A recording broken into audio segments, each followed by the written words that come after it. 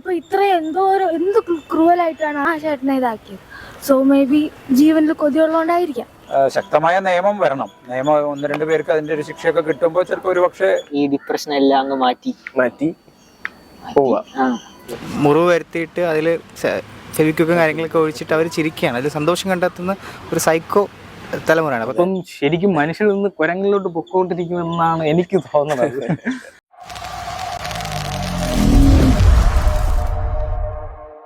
നമസ്കാരം. കോട്ടയം മെഡിക്കൽ കോളേജിൽ കുറച്ച് നാളുകൾക്ക് മുന്നേ നടന്നൊരു വിഷയം നമ്മളെല്ലാവരും അറിഞ്ഞതാണ്. ഒരു പയ്യൻ സൂസൈഡ് ചെയ്തു. ഒരു പയ്യനെ ക്രൂവലായിട്ട് എല്ലാവരും കൂടെ മർദ്ദിച്ച് ഒരു അവസ്ഥയിലോട്ടാക്കി വിട്ടു. അപ്പം എനിക്ക് തന്നെ സംസാരിക്കാൻ കുറച്ച് ബുദ്ധിമുട്ടുണ്ട്. അപ്പം നമുക്ക് പബ്ലിക്കിനോട് ഇതിനെക്കുറിച്ചൊന്ന് ചോദിക്കാം. അതിനുപരി കോളേജുകളിലെ വിദ്യാർത്ഥികൾക്ക് സുരക്ഷ ഉറപ്പുവരുത്തുക. കോളേജ് മാനേജ്മെൻറ്റ് തക്കതായിട്ടുള്ള ആക്ഷൻസ് ഉടനെ തന്നെ എടുക്കുക. പല സ്ഥലത്തും നടക്കുന്നത് പല രീതിക്കുള്ള കാര്യങ്ങളാണ്. അതെല്ലാം മാനേജ്മെൻറ്റുകൾ മനസ്സിലാക്കുക. അതിന് എതിരായിട്ടുള്ള നടപടികൾ ഉടനെ തന്നെ എടുക്കുക. ചേട്ടാ, റാഗിങ് കോട്ടയത്തെ വിഷയം അറിഞ്ഞായിരുന്നു. അപ്പം ഒരാൾ നമ്മളെ ഇപ്പോൾ വിട്ടു പോയി. 4 പേര് അതിൽ അറസ്റ്റിലാണ്. ഒരു പയ്യൻ സൂസൈഡ് ചെയ്തു. ഒരു പയ്യനെ ക്രൂവലായിട്ട് മർദ്ദിച്ചു. ചേട്ടാ, അതിനെക്കുറിച്ച് എന്താണ് പറയുന്നത്? എന്താ വെച്ചാൽ ഒരു തലമുറ മാറുമ്പോൾ ഉള്ള പ്രശ്നങ്ങളാണ്. ഇപ്പോഴത്തെ തലമുറയ്ക്ക് ഇപ്പം ആ വീഡിയോ കാണുമ്പോൾ തന്നെ നമുക്ക് മനസ്സിലാവും. അവർ അത് മുറിവ് വരുത്തിയിട്ട് അതിൽ ഫെവിക്വിക്കും കാര്യങ്ങളൊക്കെ ഒഴിച്ചിട്ട് അവർ ചിരിക്കുകയാണ്. അതിൽ സന്തോഷം കണ്ടെത്തുന്ന ഒരു സൈക്കോ തലമുറയാണ്. അപ്പോൾ നമ്മുടെ കാലത്ത് റാങ്കിങ്ങൊക്കെ ഉണ്ടായിരുന്നു.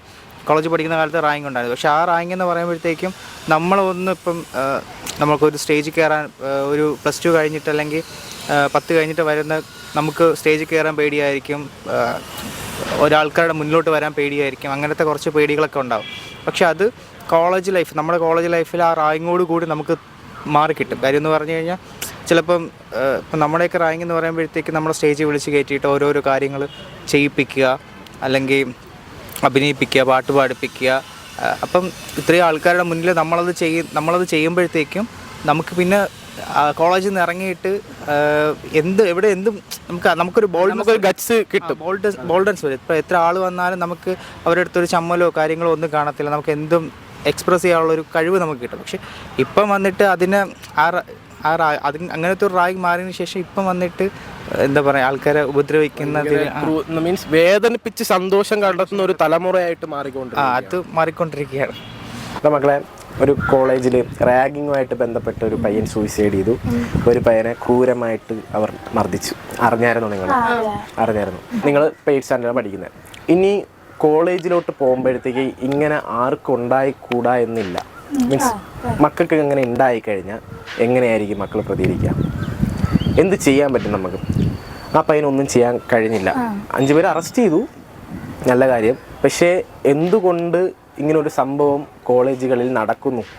പലരും ഇങ്ങനെ ആ ഒരു കോളേജിൽ ഉണ്ടായി കാണും. പലരും പുറത്ത് മിണ്ടാതെ ഇരിക്കുന്ന ആൾക്കാർ എത്ര കാണത്തില്ല. ഞാൻ പറഞ്ഞ് മനസ്സിലാവുന്നുണ്ടോ?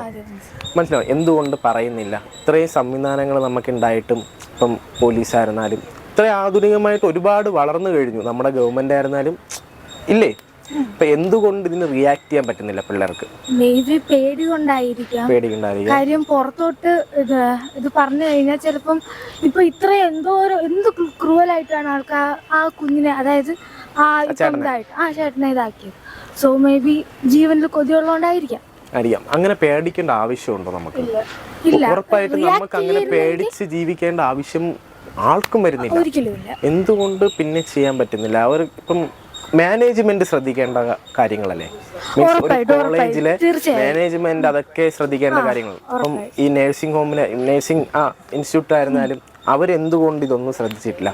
ഇപ്പം അവർക്ക് ഇപ്പം നടന്നു, അതിന് മുന്നേ എത്ര പേർക്ക് നടന്നിട്ടുണ്ടാവില്ല? എന്തുകൊണ്ട് അവർ അതൊന്നും അന്വേഷിക്കാത്തതുണ്ടാ?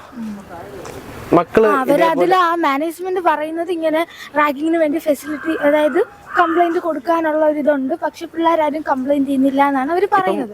പക്ഷെ ഇത് നോക്കാനും അത് ഇങ്ങനെ എന്തെങ്കിലും നടക്കുന്നുണ്ടോ എന്നൊക്കെ ചെക്ക് ചെയ്യാനുള്ള ഒരു ഇത് മാനേജ്മെന്റ് ഉണ്ട്. അതവർ ചെയ്യാത്തത് അവരുടെ ഫാൾട്ട് തന്നെയാണ്. ഇപ്പം മോള് പേടിക്കുന്നുണ്ടോ? ഇങ്ങനെ ഒരു ചെറുതായിട്ട് പേടിക്കുന്നുണ്ട്. ഉണ്ട്. ചേട്ടാ ഇപ്പൊ കോട്ടയം മെഡിക്കൽ കോളേജിൽ ഒരു വിഷയം നടന്നായിട്ട് ചേട്ടാ കേട്ടായിരുന്നോ? റാഗിങ്ങുമായിട്ട് ബന്ധപ്പെട്ട ഒരു പയ്യൻ സൂയിസൈഡ് ചെയ്തു. ഒരു പയ്യനെ അവരെല്ലാവരും കൂടെ ക്രൂരമായിട്ട് മർദ്ദിച്ചു. ചേട്ടാ അതിനെപ്പറ്റി ചേട്ടൻ എന്താണ് പറയാനുള്ളത്? ഈ റാഗിങ് നമ്മൾ പണ്ടുകാലം മുതൽക്കേ ഉള്ള ഒരു സംവിധാനമാണ്.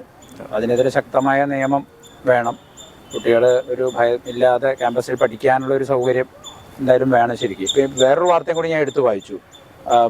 ഉത്തർപ്രദേശ്, ഉത്തരേന്ത്യയിൽ എവിടെയോ ഒരു പഠിക്കാൻ പോയ ഒരു നഴ്സിങ്ങിന് തന്നെ പഠിക്കാൻ പോയ ഒരു ദളിത് പെൺകുട്ടി, ആ കുട്ടിക്ക് എന്തോ ഒരു ലോഷൻ പോലെ ഒരു സാധനം വായിൽ, ഇപ്പം ഇന്നത്തെ പത്രത്തിൽ വായിച്ചാണ്, കൊടുത്തിട്ട് ആകെ പൊള്ളി. അപ്പോൾ ഇത്തരത്തിൽ വിദ്യാർത്ഥികൾ എങ്ങനെ നഴ്സിംഗ് വിദ്യാർത്ഥികളാവും എന്നുള്ളത് വലിയൊരു വിഷയമാണ്. കാരണം അതൊരു ശുശ്രൂഷകർ എന്നുള്ള ഒരു പോസ്റ്റിലേക്കാണ്, ആ ജോലിക്കാണ് അവർ പോകുന്നത്. ചേട്ടാ അത് മീൻസ് മാനേജ്മെന്റ് ഇപ്പം പുതിയ മീൻസ് ഇപ്പം ഫസ്റ്റ് ഇയർ പഠിക്കാൻ പോകുന്ന പിള്ളേർക്ക് ഒന്നും അറിയത്തില്ല.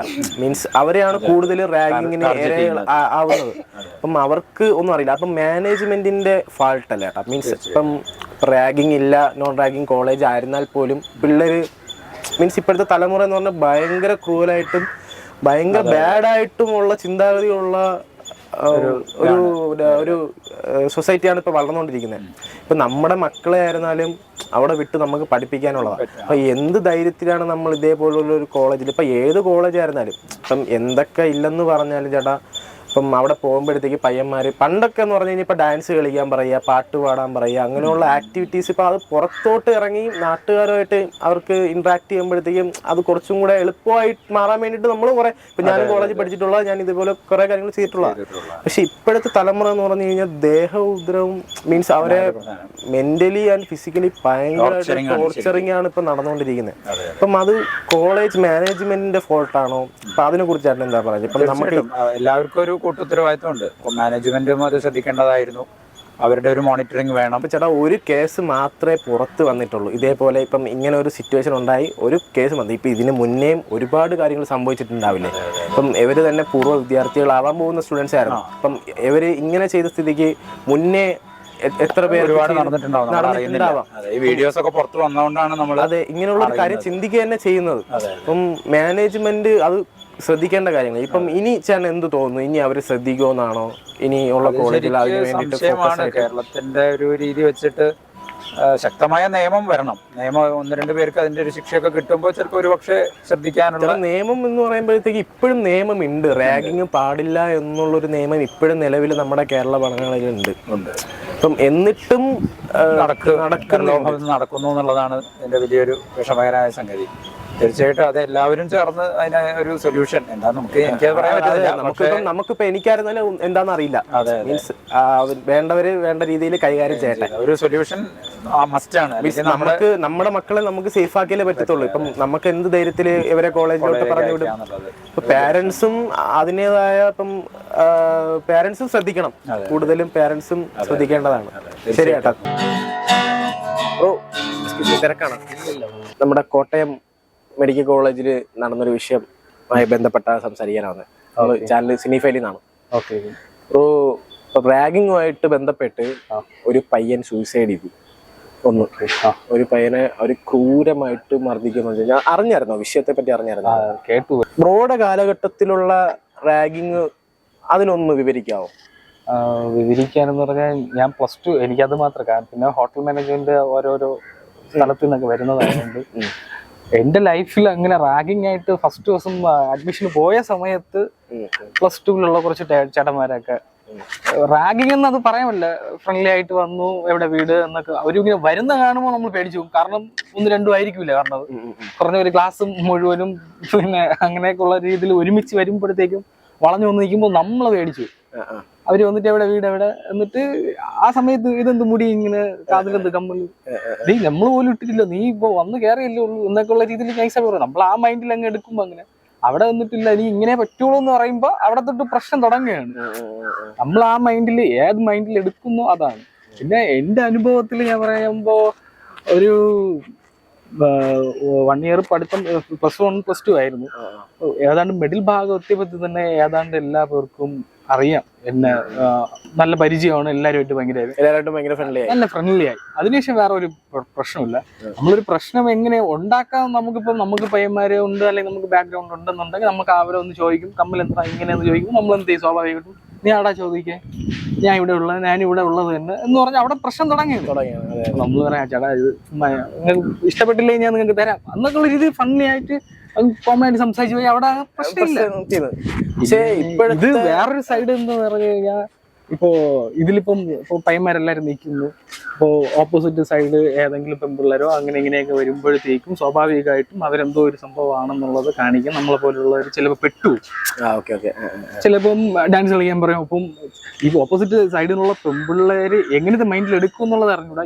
അവരുടെ വിചാരം ഇവരിങ്ങനെ കാണിക്കുമ്പോൾ എന്തോ ഒരു ഹീറോ പോലെ അവർക്ക് ഓപ്പോസിറ്റ് തോന്നും. അപ്പോൾ സ്വാഭാവികമായിട്ട് ഈ ചെയ്യുന്ന ഒരു 80% അത് ടപ്പന തന്നെ എന്ത് ചെയ്യും, ഒരു 80% മാറും.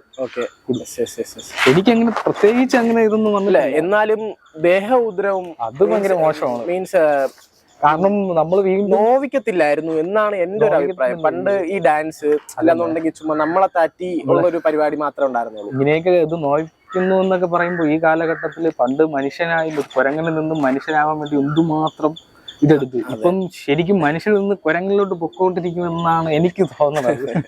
അതുകൊണ്ട് എനിക്ക് പേഴ്സണലി ഞാൻ ആരെയും അങ്ങനെ വേദനിപ്പിക്കാറില്ല. 10ാം ക്ലാസ്സിൽ ഞാൻ ഒരാളെ വേദനിപ്പിച്ചിട്ടുണ്ട്. എൻ്റെ ബെസ്റ്റ് ഫ്രണ്ട് ആയിരുന്നു. ചെറിയൊരു ഐഡിയ ആയിട്ട് ചെറിയ പ്രശ്നമുള്ള ഒരാളായിരുന്നു.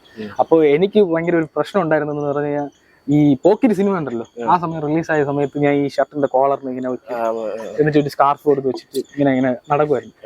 എവിടുന്നു എങ്ങനെ സ്കാർഫ് ശകലം വെള്ളം നനച്ചിട്ട് ഞാൻ ഇങ്ങനെ ഈ ഒരു അടിയുടെ പ്രശ്നം ഇങ്ങനെ വന്ന് ഞാൻ ഇത് ചുമ്മാ കളിച്ച് ഞാൻ ഒരിക്കൽ വേദനിപ്പിച്ചപ്പോഴത്തേക്ക് ഭയങ്കര എനിക്ക് അറിഞ്ഞൂടായിരുന്നു പുള്ളിക്കാരൻ എന്നെ ഭയങ്കര കാര്യം. കാരണം എൻ്റെ അടുത്താണ് ഇരിക്കുന്നത്.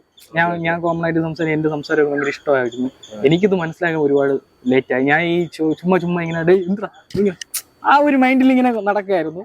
പെട്ടെന്ന് എങ്ങനെയോ എൻ്റെ കയ്യിൽ നിന്ന് ഇങ്ങനെ ഒരു സംഭവം ഉണ്ടായ സമയത്ത് എന്നെ എടുത്തിട്ട് വേഷം ഇടിച്ചെന്ന് പറഞ്ഞു കഴിഞ്ഞാൽ അന്ന് അവൻ്റെ മെന്റലിന്റെ പ്രോബ്ലം ഒന്നും എനിക്കറിയില്ല. അത് നല്ലപോലെ ഇടിച്ചു. അതിനുശേഷം ശരിക്കും അന്ന് ഞാൻ വിട്ട പരിപാടിയാണ് വേറൊരാളെ നോവിക്കുന്നത്. കാരണം അതിനുശേഷം ഇടിച്ചതിന് ശേഷം അവൻ വന്നിട്ട് പോട്ട് നീ എൻ്റെ അടുത്ത് ഇങ്ങനെ കാണിക്കരുത്. പക്ഷെ ഇപ്പോഴും അവൻ പ്രശ്നം തന്നെയാണ്. ഇപ്പോഴും കോണ്ടാക്ട് ഉണ്ടോ നിങ്ങൾ? പിന്നെ അന്ന് ഞാൻ വലുതായിട്ട് ഇങ്ങനെ അയ്യോ അവനാ ഇങ്ങനെയാണെന്നുള്ള. പക്ഷെ അന്ന് ഞാൻ മനസ്സിലാക്കി അങ്ങനെയല്ല. നമ്മളൊരാള് എങ്ങനെയാണ് നമുക്കറിയാൻ പറ്റില്ല. നമ്മൾ ഓപ്പണായിട്ട് സംസാരിക്കുമ്പോൾ മനസ്സിലാവും. പക്ഷെ പുള്ളിക്കാരന് അന്ന് ഞാൻ ഒരു കാര്യം മനസ്സിലാക്കി, ഞാൻ ഒരിക്കലും ഇങ്ങനെ ആരുടെടുത്തും വേദനിപ്പിക്കാൻ പാടില്ല എന്നുള്ളത്. കാരണം അത് നല്ലതുപോലെ വേദനിച്ചു. അതിന് എനിക്ക് നല്ലതുപോലെ കിട്ടി. അന്നത്തോടെ ഞാൻ നിർത്തി വേദനിപ്പിക്കുന്ന പരിപാടി. എന്നാലും ഇപ്പോഴത്തെ തലമുറയുടെ ഒരു പോക്ക് എന്ന് പറഞ്ഞു കഴിഞ്ഞാൽ ഒരു തലമുറ അലമ്പ് മൈൻഡ് സെറ്റിലോട്ടാണ് അവര് സഞ്ചരിച്ചുകൊണ്ടിരിക്കുന്നത് എന്നാണ് പറയാം. ഞാനിപ്പം ഇപ്പോഴത്തെ തലമുറ അതുപോലെ തന്നെ. ഞാനിപ്പം വലിയ അമ്മാവന്മാരെ പോലെ സംസാരിക്കുന്ന അതുകൊണ്ടല്ല. ഞാൻ പറയണത് വേറൊരു കാര്യം എന്ന് പറഞ്ഞു കഴിഞ്ഞാല് എല്ലാം പെട്ടെന്ന് വേണം. നമുക്ക് വെയിറ്റ് ചെയ്യാൻ പറ്റില്ല. ഇപ്പൊ ഒരു കാര്യം നമുക്ക് വേണമെന്ന് വിചാരിച്ച ആ സ്പോട്ടിൽ നമുക്ക് വേണം. നമുക്ക് അടുത്ത നിമിഷം എന്നുള്ളൊരു സംഭവമില്ല. പിന്നെ ഇപ്പോഴത്തെ സിറ്റുവേഷനും ഓരോ ഇതാണ്. സിറ്റുവേഷൻ അനുസരിച്ച് കാലം മാറും, സംസാരം മാറും. ശരിക്കും പറഞ്ഞാൽ എനിക്കിപ്പോ എൻ്റെ ഫ്രണ്ട്സായിട്ട് എനിക്ക് ആരുമില്ല. ഒരു സമയത്ത് ഞാൻ ഇവിടെ എല്ലാ ഫ്രണ്ട്സും നമ്മളുണ്ടല്ലേ, അങ്ങനെയല്ല. അത് ഓരോ ഘട്ടം കഴിയുമ്പോഴത്തേക്ക് അവരവരെ കാര്യങ്ങളിലോട്ട് പോയി. പിന്നെ നമ്മളെ അതായി. അതുകൊണ്ട് ഇപ്പൊ അധികം ഫ്രണ്ട്സ് ഇല്ല. ഞാൻ ഇവിടെ ഇരിക്കുമ്പോൾ പോലും കണ്ടില്ല. ഒറ്റയ്ക്കാണ് വന്നിരിക്കുന്നത്. ആരെയും ഞാൻ വിളിക്കാറില്ല. ഫ്രണ്ട്സുകൾ വന്ന് പരിചയപ്പെട്ട് ഒരു പാട്ട് വായിക്കുന്നു. അല്ലാതെ എനിക്കായിട്ട് അങ്ങനെ ഫ്രണ്ട്സുകൾ വീട്ടിൻ്റെ അടുത്തുള്ളവരുടെ പോലും ഞാൻ അങ്ങനെ അധികം എല്ലാം ഉൾവലിഞ്ഞു. കാരണം ഈ കാലഘട്ടം ഭയങ്കര സീനാണ്. ഇവിടെയാണ് എല്ലാ പ്രശ്നവും ഇരിക്കുന്നത്. നാവില്ലെന്നുണ്ടെങ്കിൽ ഒരു പ്രശ്നവും. ചിലപ്പോൾ അടുത്ത നോട്ടത്തിലായിരിക്കും അടുത്ത പ്രശ്നം. ഇപ്പൊ നോട്ടം ഇല്ലെങ്കിൽ ഒരു പ്രശ്നം. ഓരോരുത്തരുടെ കാര്യം രാവിലെ സമാധാനപരമായി ജീവിക്കുന്ന ഇങ്ങനെ കൊട്ടകത്ത് ഇങ്ങനെ എന്തോ പ്രശ്നം കൊന്നു എന്നൊക്കെ ഇങ്ങനെ പറയുമ്പോ പുള്ളിക്കാരൻ സൂസൈഡ് ചെയ്തതാണ്. ഒരാള് സൂസൈഡ് ചെയ്തു, ഒരാളെ ക്രൂരമായിട്ട് മോശമാണ്. ഇതൊക്കെ ഈ പാവങ്ങളൊക്കെ 2 പിള്ളേരുമായൊക്കെ കൊണ്ടുപോയി ചെയ്താരാണെന്ന് എനിക്ക് അറിയത്തില്ല. എങ്കിലും ഞാൻ പറഞ്ഞു ഇതൊക്കെ എവിടെ കൊണ്ട്. പുള്ളിക്കാരൻ ദൈവത്തിൽ വിശ്വസിക്കുന്നു എന്നാണല്ലോ എനിക്കറിയില്ല. എങ്കിലും ഏതെങ്കിലും രീതിയിൽ എപ്പോഴെങ്കിലും കിട്ടും, തീർച്ചയായിട്ടും. പിന്നെ ഉറപ്പല്ലേ.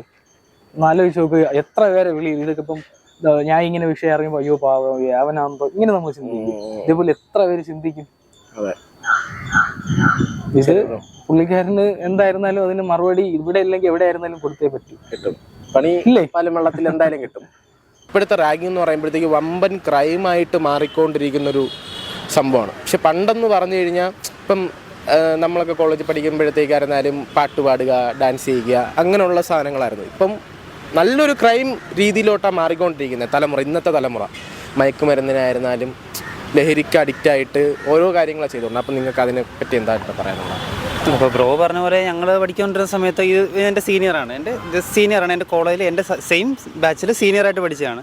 അപ്പോൾ ഞങ്ങൾ പഠിച്ചുകൊണ്ടിരുന്നപ്പോഴും റാഗിങ് ഉണ്ടായിരുന്നു. റാഗിങ് മീൻസ് അതൊരു ജസ്റ്റ് ഫോർ ഫൺ, അല്ലെങ്കിൽ ഒരു ഫസ്റ്റ് ഫ്രഷേഴ്സ് വരുന്ന സമയത്ത് ഒരു 2-3 ദിവസം ഇത് പറഞ്ഞു പാട്ട് പാടുക, ഡാൻസ് കളിക്കുക, അല്ലെങ്കിൽ ജസ്റ്റ് എന്തെങ്കിലും ഒരു റാഗിങ്, അങ്ങനെ ഒരു ഇതേ ഉള്ളത്. പിന്നെ അത് കഴിയുമ്പോൾ ഞങ്ങൾ ഫ്രണ്ട്ലിയാണ്. ഇപ്പോൾ ഞങ്ങൾ ഇവിടെയാണ്, ട്രിവാൻഡ്രത്താണ്. ഇപ്പോഴും ഞങ്ങൾ തമ്മിൽ കോൺടാക്റ്റ് ഉണ്ട്, എല്ലാം നല്ലതായിട്ട് പോകുന്നുണ്ട്. ബട്ട് ഇപ്പോഴത്തെ ഒരു അവസ്ഥ എന്ന് പറഞ്ഞു കഴിഞ്ഞാൽ അത് അങ്ങനെയൊന്നുമല്ല.